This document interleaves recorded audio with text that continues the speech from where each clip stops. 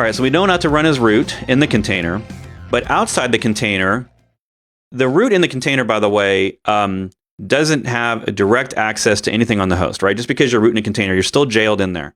But if you want to take that next level, where if the user, even as root in the container, wants to break out to the host, because there's a kernel vulnerability like we talked about, like Dirty Cow, or another vulnerability in Docker or something, then the next step you do here is enabling user namespaces, which is not enabled by default. And I have a link here that takes you to a blog article that talks all about it. Basically, it's a per host setting that you set in the Docker configuration, the Docker JSON. And it tells Docker that anytime it creates a new container, to run that container as a non-root user on the host. So basically, there's a couple of programs there, Containerd and runc, which are other programs that Docker uses to start your container. And by default, those do run as root. A feature that Docker has is to enable user namespaces, which essentially means as the Docker creates these containers, it won't spawn them off as a subprocess that's running as root like Docker does. It will spawn them as a high numbered user, a sort of not necessarily a random user, but a high level user. And that means if that container ever has any security vulnerabilities where the user is able to escape the container, there's still only going to be a user on the host, because they're going to be acting as the user that the process that's running that container is using, the runc, essentially. The runc program is what launches that container, and it will be running as a high numbered user, not root. And that user doesn't really have any privileges outside that container. So that feature is a per host setting, not a per container setting, and not everything works under user namespaces. And you're going to have to try and practice. You're going to have to enable it on some servers, try your applications on that server, see if they work. And if they don't, you're going to have to segment your architecture. So whenever I implement user namespaces in a cluster, we typically have specific worker nodes that have user namespaces enabled, and that's where those programs run that can support it, that work with it. Then everything else has to run on regular Docker servers somewhere else. So that's kind of how we segment it out. We segment it into two classes of servers. And that, like if you're running a DMZ, that's what I would do is I'd enable in the DMZ all the user namespaces on all the servers, and then the containers that run there would have to support user namespaces. Now, you can't go look at applications and find out if they support user namespaces. User namespaces is not necessarily a Docker specific feature. It essentially means your container's running in a namespace, and now the application running that container is also locked down a little bit. And not everything can support that. You're going to just have to practice, or maybe do some research to see if other people have been able to get it to work for common things like MySQL and stuff like that. But obviously for your own programs that you're developing, you're just going to have to test them to see if they'll work. I'd say most programs in common languages that I run, they work just fine in user namespaces. The real issue with user namespaces is when you have an application that needs to write to volumes or to bind mounts, that maybe you've got user file uploads and you're sharing those across many different containers. That's where user namespaces isn't impossible. It just gets a little tricky, because the files that are now written to disk on the host are now being written as a different user, because that process on the host that's managing the container is a different user. So you'll see different user IDs on those files, and you're just going to have to deal with that. There's, it's standard Linux permissions at that point, and you just have to automate and solve those problems in various Linux standard ways. It's not even really a Docker problem at that point. It's just a permissions problem on the host. So, all right. The next up, code repo scanning. So this is not even Docker specific, but there are tools out there, and Snyk is one of them. Snyk will scan your code dependencies inside of repos. Now, if you have open source, if you're developing an open source, they will do a lot of this stuff for free. And they will scan your GitHub repo, your Bitbucket repo, and look at the dependencies. And I get reports every week from them on my open source repos and any vulnerabilities they found. Now, nowadays, GitHub does a lot of this themselves for free as well.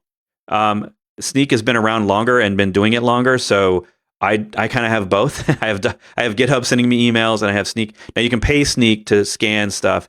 They also have more features now where they're doing images as well and other things, not just code repos. But that's one line: is scan your repos early on in the process. Don't wait for you to build images and then have things in CI, but in testing where you're scanning. Scan as early as possible.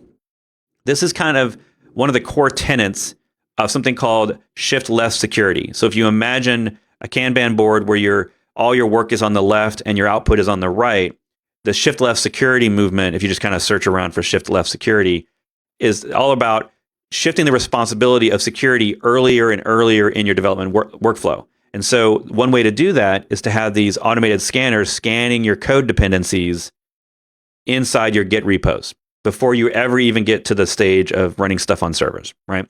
So I would do that. Not specifically a Docker thing, but I would do that. The next step is image scanning itself, which is very similar to that. But we get more features here. We aren't just scanning your code dependencies. We can scan the container itself, the image, right? We can scan all the dependencies there that are not just like your NPM packages or your, Python packages, or you're now scanning Yum packages and APK or apt or these kind of package managers for the OS. That's what I mean by an image scanner, because it can scan those as well as your code dependencies. So there's a lot of tools here. A very popular set of them have been around a while, but a couple of new ones have shown up that I want to talk to you about. The first one here is Trivy, and I just learned about this month, actually in October. And Trivy is built by Aqua Security, who's the same company who builds Microscanner. So Microscanner was one of the tools, along with a lot of other ones. Anchor is another popular one. These are all open source tools that scan your image for CVE vulnerabilities. So the CVE is that database of all the open source vulnerabilities that we've all hear about in the news. And it's from MITRE, a company that manages that database. And this is a community thing, right?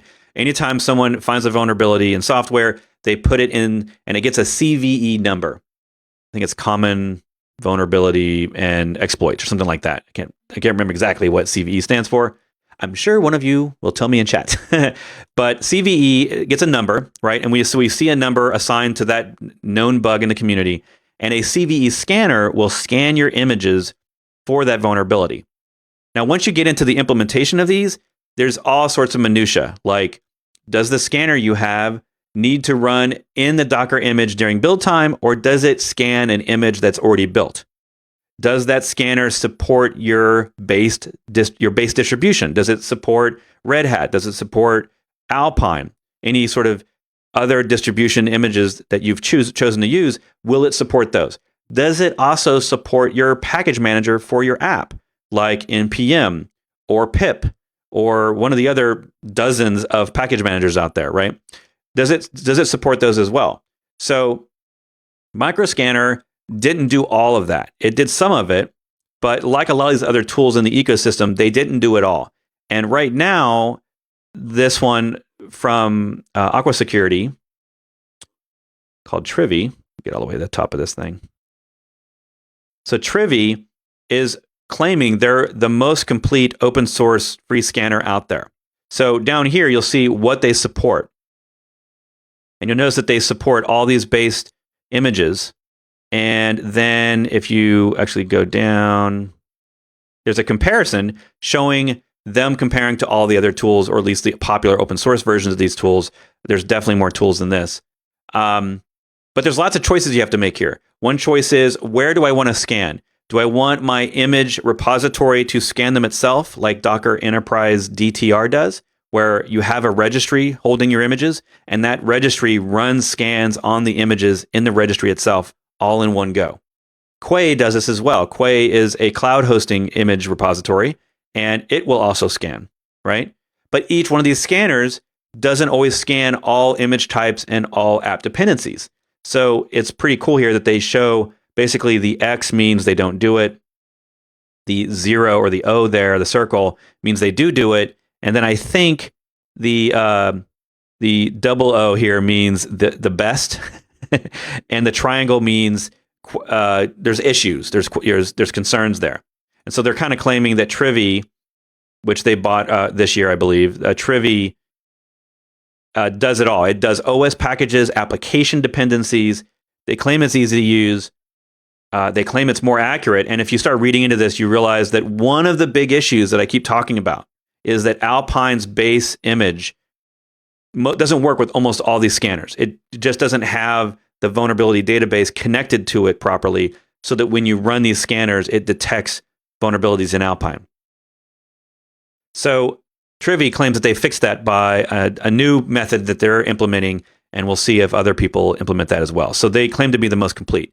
A lot of my Docker Captain friends are all saying they're using it and using it great. But one of the other decisions besides which scanner is where will you scan? I like to scan during image build. I'd rather scan during the CI automated image build than scan it later after the image is built. That's just me. You might even have different systems that scan at different times just to be safe, right? Just to be certain. You might have systems that scan on the servers that are running in production, depending on your environment. That's not very common, but if you're in a super secure environment that you want to scan things running live, you can certainly do that with some of these tools. But a demo that I often give is about Microscanner. And essentially, all you have to do in Microscanner, as well as this other tool, is you can, in Microscanner, you can add it into your Docker file. And I believe the Tivy app, you scan after the image is built. So if you're super paranoid, you might just use Microscanner inside your Docker image, and then you might run something like Tivy after the fact on the images before they're sent up to the registry. You know, you can always download them later, but I like to know that my image is vulnerability free before I send it up. So that's what you might do there. Now, I want to just tell you a warning. You're probably not going to have you're probably going to have any images, or maybe just a few images that have zero vulnerabilities across the board. And that's just due to the nature of open source. Typically, if you scan any image, typically if you scan any image out there, it's going to have vulnerabilities. And it's your job to work with your security team on what's acceptable, not we can never have vulnerabilities. Because certain vulnerabilities may not even apply to you. Just because they're in your image doesn't mean that they're automatically going to be a problem, right?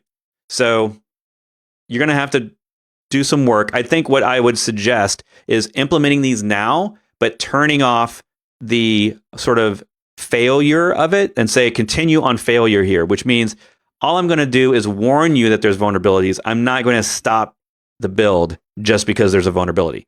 This is key because if you start implementing all these tools automatically, they will fail the process. They'll fail your CI or they'll fail your builds if you just turn them on. So you want to make sure that you have them in sort of audit only mode where they don't fail on finding a vulnerability. That way you can at least learn what the vulnerabilities are before you start it, before you go hardcore, right? Before you go hardcore. And then the last one here is Docker Rootless, which is a relatively new feature in the last year that allows you to run the Docker daemon, the Docker engine itself, without root. And this doesn't work in every case. The big gotcha here is that it doesn't allow custom networking. So you can't create all these fancy bridge networks without having root. In Linux, you need root to mess around with networking, essentially. So as long as you don't need that, if you can get away, maybe this is something you do in CI, and you just need the CI worker user, maybe it's called Jenkins, right? You have a Jenkins user, and you need it to run certain things, then you can set up that CI to start the Docker daemon inside a user's home directory, and then run all of its stuff there. And then it can stop Docker and exit the process, and you never needed root on that machine. I don't see a lot of potential for this in production, but it is possible. If you don't need any of the networking capabilities of Docker, or you found another way, essentially you can run other commands that create these networks manually, and you don't depend on Docker for that. So if you can deal with that stuff, then there might be a way for you to have no root at all, even with the Docker daemon. Now, this is still running as a systemd process, right? This still isn't running in the background. It's not running in the foreground. But Docker's got a nice script. It's here at get.docker.com/rootless. So you can essentially just run that script. And if your system is compatible, it will essentially run Docker as that user, and it'll download it, configure it, and then you can watch a DockerCon session on it. In fact, on this channel earlier this summer, I had other Docker captains on giving demos about how rootless works. So also check that out on this channel. And that's my top 10. Anything after that starts to get into paid products or really application-specific tools that aren't necessary in the broad sense of everybody's security. So I would go down this checklist as you implement your tooling. And this is really production specific, right? This isn't a lot of stuff that you'd be running locally for development. This is about production servers.